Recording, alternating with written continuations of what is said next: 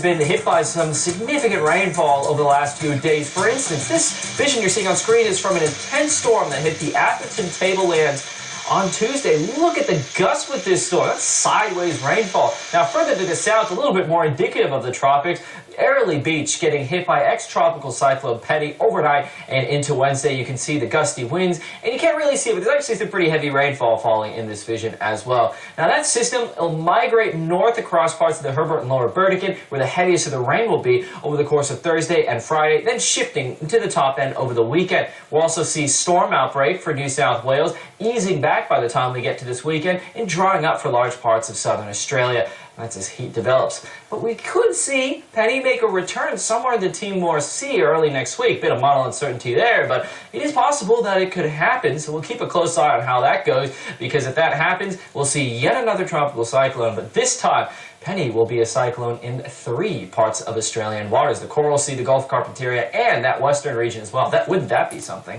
Let's take a look at the forecast rain for Thursday. Showers and storms averaging about 1 to 10 millimeters in New South Wales. Now, the showers on the coast will be fairly light. The storms on and west of the ranges could bring totals in excess of 15 millimeters. For the Herbert, Lower Burdekin, up to parts of the tropics, expect some areas to get over 100 to 150 millimeters of rainfall. On average, around 25 to 75 millimeters of rainfall. On Friday, that'll shift further north, kind of away from the Townsville area, more towards that Cardwell, Lucinda, going up to the Cairns area. That's where that heaviest rain will be. And we'll also see some totals over about 25 to 100 millimeters from parts of the Queensland tropical tablelands. In southeast New South Wales, storms bringing isolated totals over 50 millimeters there potentially. We could even see some damage due to those storms there as well. Saturday, drying up, just the odd storm lingering for the New South Wales ranges. Heavy rain across the Gulf of Carpentaria, shifting to the top end over the course of Saturday into Sunday. Widespread 25 or more there, depending on how the remnants of Penny track through, and that'll stick around into next week. You can see Tuesday, parts of the Kimberley start to get doused, and into Wednesday. So the forecast over the next 8 days shows that we're going to see some heavy rain over New South Wales. That's with storms Wednesday through to Friday, easing on Saturday. Widespread totals 50 to 150 millimeters for the Queensland tropics, with the remnants of Penny shifting to the top end over the course of the weekend. Yeah, and if Penny does come back for a third time, the weatherman on the ABC today also said he has a sneaking suspicion Penny is going to have a third life. Well, come back for a third incarnation. Well, I thought this is a good symbol for Penny. 3 different oceans, a cyclone 3 times. And I'm pretty sure this is a symbol in Harry Potter, because I saw an interview with J.K. Rowling quite recently where she was talking about this symbol and how she thinks she subconsciously remembered it from a time in her life that was really like full on, where she lost someone close to her and she had seen this symbol at that time. She realized later that she had seen that symbol at that time, and I think it was one of her parents who had died. So when she drew that symbol while creating the Harry Potter story, she didn't consciously realize that she had seen it, remembered it from back in that traumatic period in her life. Interesting. We are expecting another heatwave to develop across parts of central and southern Australia from the weekend onwards, with maximum temperatures well above 40 degrees. With the increased temperatures comes the increased risk of bushfires. Now, embers can blow several kilometres away from a main fire, and that can lead to spot fires near your home, even if it appears that a fire is a fair distance away. Those fires can develop around your home, especially if you leave fuel to burn. So here's some tips on managing the risk of bushfires around your property. Firstly, you should clean gutters and rake leaves, then dispose of the leaves, moving all flammable material away from your property, and that includes firewood. So generally clean up your property. Mow the grass, keep it nice and short, and prune trees and shrubs, keeping any branches away from the ground. And also, if possible, don't plant trees right next to your family home.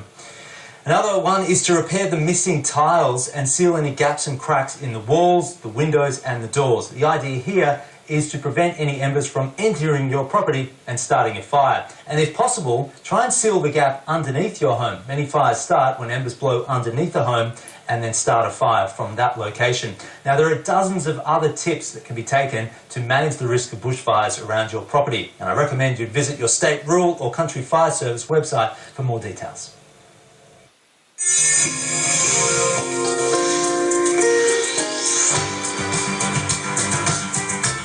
To the United States now, where a major winter storm is gripping parts of the country. Started off in the Midwest and is now stretching towards the east, impacting Washington. From the candles flickering on the mantle to the camp stove set up in the kitchen. It's not the end of the world. Jason Robbins is trying to keep his family comfortable through this extended power outage. Just getting some food and seeing what we can and just staying warm. Outside his door, crews stayed busy restringing overhead lines. Some neighborhoods may have to wait until midweek before repairs are done and every customer has service restored. They're out here helping out today, so it's nice to finally see somebody. The biggest issue for these neighbors is how to fend off the frigid temperatures. Stuck in the bedroom because the house is too cold. Ready for some heat. That'll be nice to have, though. But there's all the little things in life that people are missing out on too. You don't have a way to charge phones. You don't have lights. You kind of using candles and flashlights. It's just different. So yeah, what you're Convincing on prop. what you're watching there is 22 minutes in the past, because that's how far we have to forward wind to catch up to real time, live time. Is 22 minutes. And who found the penny in the pond? Well, that would be Riley. Riley found the penny in the pond. Florian, that's the male version of Florence. Remember Florence? Hurricane Florence? Florence means bloom, and Owen has the same value as daffodil, 57. So Owen was sitting next to the pond when along came Riley, and like a thief in the night, he stole the penny from the pond. I don't think I've played that bit. That's okay. Let's catch up to real time, live time. And we're now 13 minutes behind real time, live time, now time. Like a thief in the night. So Riley's going to come at night. Riley's the next name on the tropical cyclone name list. He's going to come at night. I'm thinking maybe a Sunday night. Sunday night or a Monday. Monday is the supermoon. It's in 12 days from now, on the 21st. That's the date of the supermoon, and that does make sense. Because the moon is round, and the pond is round, and the penny is round, and the eye of the hurricane is round. The world is round, and penny is a coin, a round coin. The circle only has one side. The triangle has 3 sides and 3 points, 3 corners, 3 angles. What are the 3 angles of an equilateral triangle?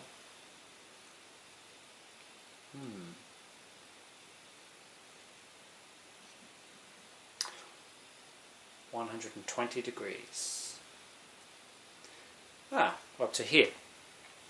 Average around 25 to 75 millimeters of rainfall. On Friday, that'll shift further north, kind of away from the Townsville area, more toward that Cardwell, Lucinda, going up to the Cairns area. That's where that heaviest rain will be. And we'll also see some totals over about 25 to 100 millimeters from parts of the Queensland tropical tablelands. In southeast New South Wales, storms bringing isolated totals over 50 millimeters there potentially. We could even see some damage due to those storms there as well. Saturday, drying up, just the odd storm. Okay, so there could be damaging storms on Friday. Interesting, because Jake was born on a Friday. So was Nathan. And...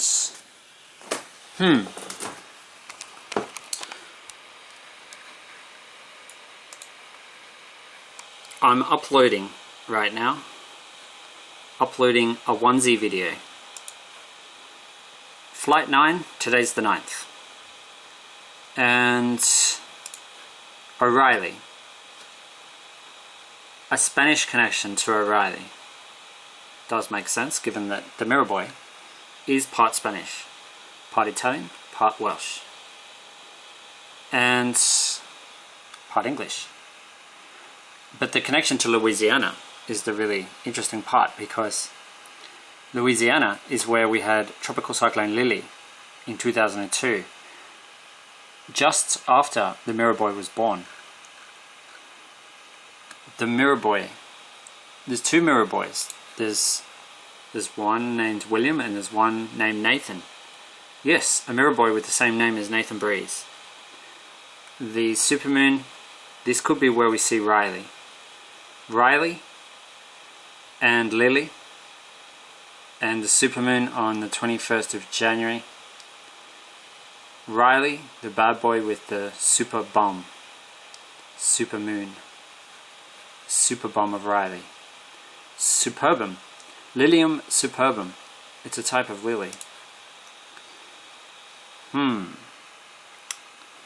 Interesting. Well, the time now, if we go to world clock, it should be 5:10, because that's what it's saying on my laptop. 5:10. There we go. 5:10. Depends where you are, of course. But if we're talking Canberra, it's 5:10. And what's our current temperatures and stuff? There we go. I heard 191 millimeters of rain had fallen from ex-tropical cyclone Penny this morning. 236 and 22. That's interesting. And 303 is a reflective number. 30.3 degrees in Canberra. So, yeah, the prophecy is connected to Riley and Lily, as well as Penny, and the supermoon, and Perth. Perth in Western Australia. Darwin, that's where Penny's heading now, up that way, and then we're going to have a connection to Perth. That's part of the prophecy.